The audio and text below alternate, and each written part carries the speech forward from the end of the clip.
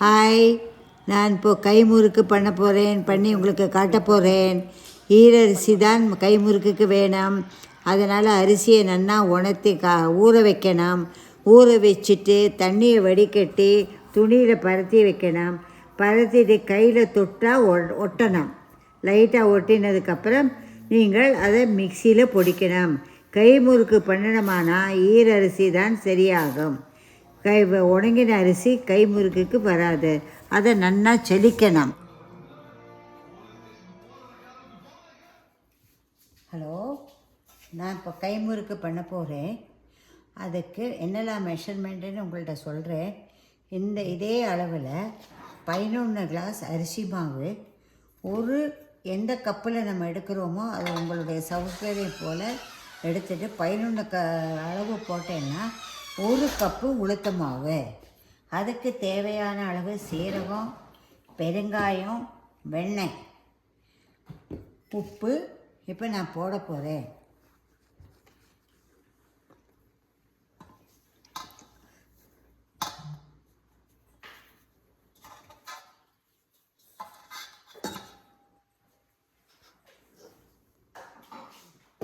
இந்த மாவு ஈரரிசி மாவு. அரிசியை 1 மணி நேரம் 2 மணி நேரம் ஊற வச்சு வடிகட்டி துணியில் உணர்த்திட்டு கையில் பிடிக்கும்போது தாத்தி ஒட்டிக்காமல் இருக்கணும்.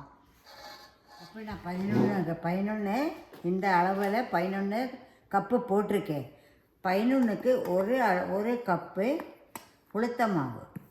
அரிசி மாவு எப்படி போடுறோமோ அதே மாதிரி உளுந்த பொன்னிறமாக வறுத்து அதை மிக்சியில் போட்டு அடித்து சலித்து வச்சுக்கணும்.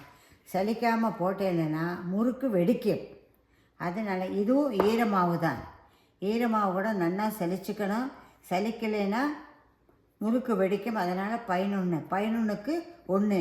நீங்கள் கப்பாலையும் போடலாம், கிளாஸாலேயும் போடலாம், கரண்டியாலேயும் போடலாம். அது அவாவா சௌகரியம். இப்போ இதுக்கு நான் பெருங்காயம், மணத்துக்கு ஏற்ற மாதிரி, சில பேருக்கு பெருங்காயம் வாசனை பிடிக்கும், சில பேருக்கு நிறைய பிடிக்கும், சில பேருக்கு கம்மியாக பிடிக்கும். நான் இந்த அளவு போடுறேன். பெருங்காயம் இவ்வளோ போடுறேன். அதுக்கு ஏற்ற மாதிரி சீரகம், இதால் 1 ஸ்பூன் போடுறேன். சின்ன குழி கரண்டி. இதை நல்லா கசக்கணும். இதை நல்லா கசக்கினா தான் அதோட மணம் வரும். அதுக்கு ஏற்ற மாதிரி மாவுக்கு ஏற்ற மாதிரி உப்பு போடணும். இப்போ நான் இந்த அளவுக்கு உப்பு போடுறேன். மாவு எந்த அளவு இருக்கோ அதுக்கு தகுந்த மாதிரி நீங்கள் உப்பு போட்டுக்கணும். வெண்ணெய், இந்த க்யூப்ஸ் இருக்குது, இந்த க்யூப்ஸில் நான் இந்த அளவு போடுறேன்.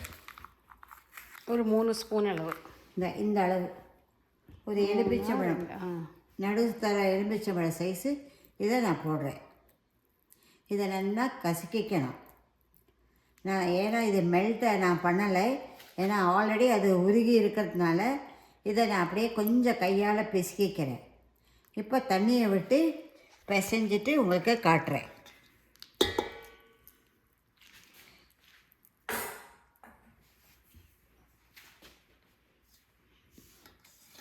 எல்லாமே சேர்ந்து நல்லா கலந்துக்கணும். கலந்ததுக்கப்புறம் தான் நீங்கள் தண்ணி விடணும். தண்ணியை பார்த்து தண்ணிக்கு அளவு கிடையாது. நம்மளை எப்படி மாவு எடுக்கிறோங்கிறது தெரியாது. அதனால் தண்ணியை தெளித்து நீங்கள் பிசைஞ்சுங்கோ. நான் பிசைஞ்சதுக்கப்புறம் உங்களுக்கு கரெக்டாக நான் காட்டுறேன்.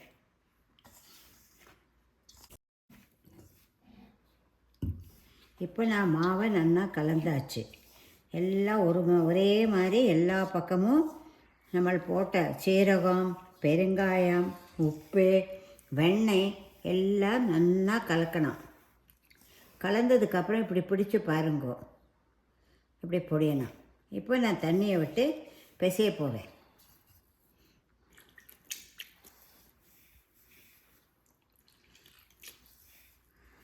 உணங்கின மாவு கைமுறுக்கு வராது. ஈர மாவில் தான் கைமுறுக்கு சுற்றணும்.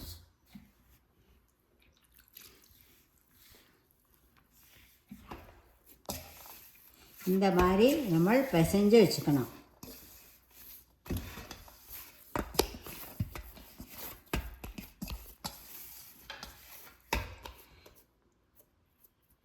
ஒருவேளை தண்ணி ஜாஸ்தி ஆனால், அதிகமாகாமல் பார்த்துங்கோ, ஜாஸ்தியானால் கொஞ்சமாக அரிசி மாவு போடலாம்.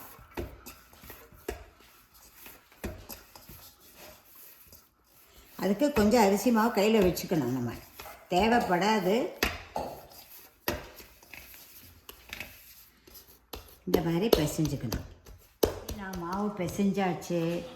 மாவு பிசைஞ்சதுக்கப்புறம் பட்டர் பேப்பரோ வெள்ளை துணியோ ஏதானாலும் பேப்பர், நியூஸ் பேப்பர் மட்டும் போடாதீங்கோ. அதோட பிரிண்டிங்லாம் அந்த முறுக்கில் வந்துடும். அதனால் பட்டர் பேப்பரோ ஒயிட் துணியோ போட்டு ஃபஸ்ட்டு நம்ம கொஞ்சமாக எடுத்து கணபதியான ப்ரே பண்ணின்னு எல்லாம் நல்லபடியாக வரணுமேன்னு சொல்லிவிட்டு புளியாரை பிடிச்சி வைக்கணும். அது ரொம்ப முக்கியம்.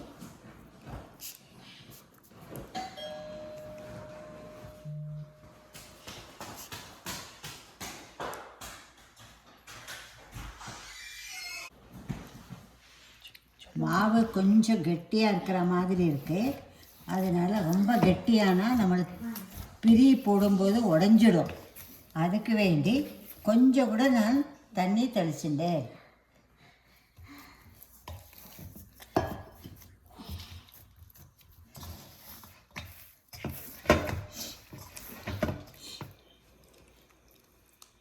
மாவு இப்படி இருக்கணும்.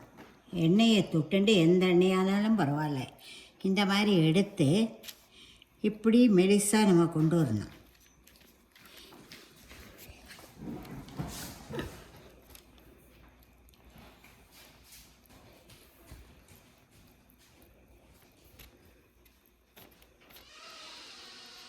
நாலு வரி முறுக்கும் பண்ணலாம், 2 வரி முறுக்கும் பண்ணலாம், 5 வரி முறுக்கும் பண்ணலாம்.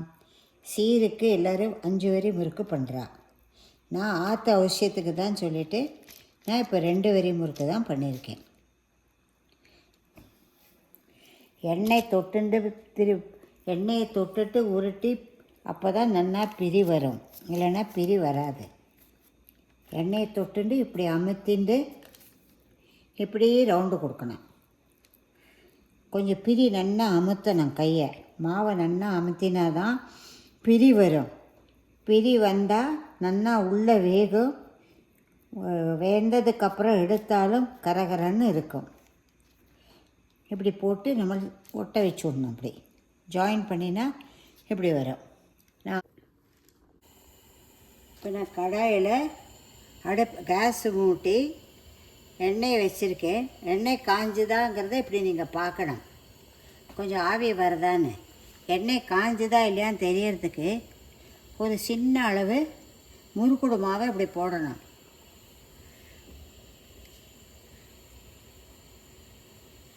முறுக்குடு மாவு போட்டு அது மேலே எழும்புறதான்னு பார்க்கணும்.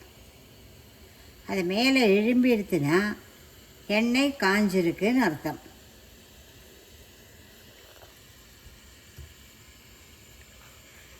இப்போ நான்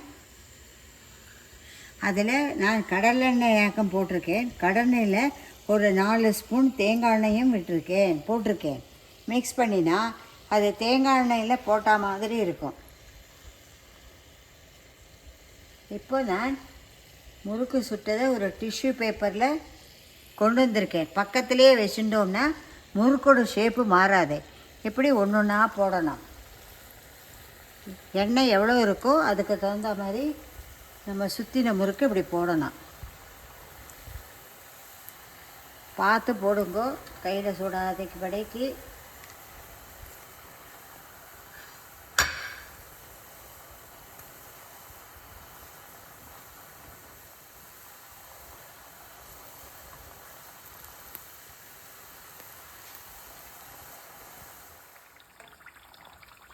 நான் முறுக்கு போட்டு உடனே நம்ம கலரக்கூடாது.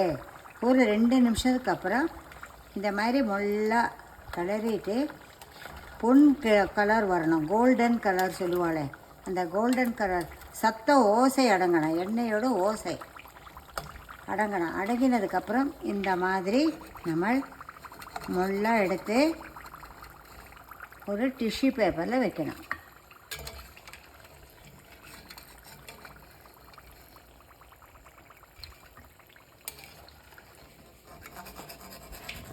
இதே மாதிரி நான் எல்லா முறுக்கும் பண்ணிவிட்டு உங்களுக்கு காட்டுறேன்.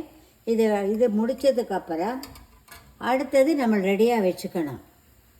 கொஞ்சம் நீர் வலிஞ்சதுக்கு அப்புறம் தான் முறுக்கு போட்டு எடுக்கணும். இல்லைன்னா எண்ணெய் நீர் வலிஞ்சால் தான் எண்ணெய் குடிக்காமல் இருக்கும்.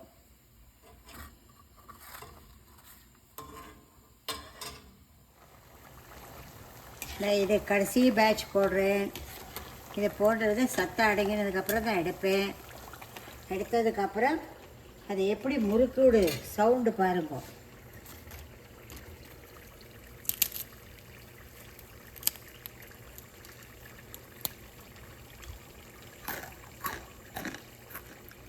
எப்படி சத்தம் பார்த்தலா? சத்தம் வருது.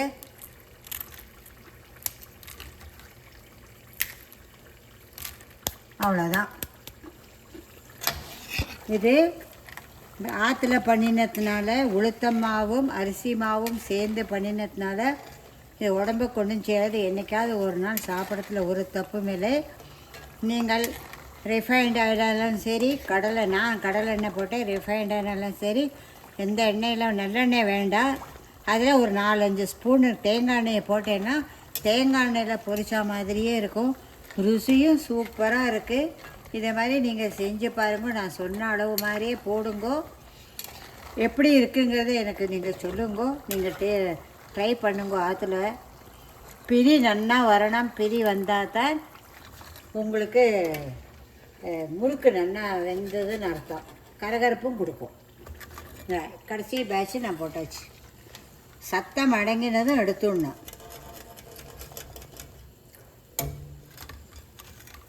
அவ்வளோதான், ஆயாச்சு. பாய்.